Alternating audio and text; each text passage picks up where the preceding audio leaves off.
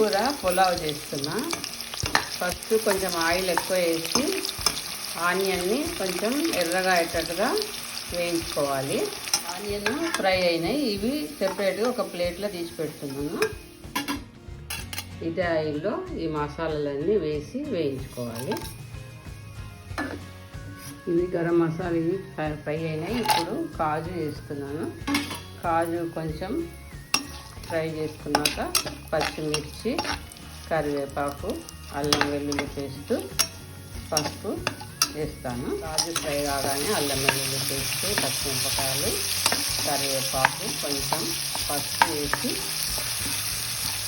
Fry చేస్తున్నాను. టమాటాలు cut చేసి అవి కూడా ఫ్రై చేస్తున్నాను. ఇందులో కొంచెము కరివేపాకు వేసాను. ముందుగానే కుక్కర్లో ఆకును కొద్దిగా వాటర్ వేసి ఉడికించుకొని మిక్సీ చేసుకొని ఈ గిన్నెడు గోంగూర పేస్ట్ని ఒక 300 గ్రామ్స్ రైస్కి వేసాను.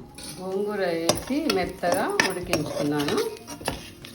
ఇప్పుడు ఎసరు పోసి వాటర్ మనం 1:2 పోసి అన్నము కుక్కర్లో 3 విజిల్స్ ఉంచి వండుకోవాలి. ఇప్పుడు రైస్ వేసి కొత్తిమీర వేసి మనం వేయించుకున్న ఆనియన్ కూడా వేసి కుక్కర్ వాషర్ పెట్టేసి మూత పెట్టేసి 3 విజిల్స్కి తీయాలి.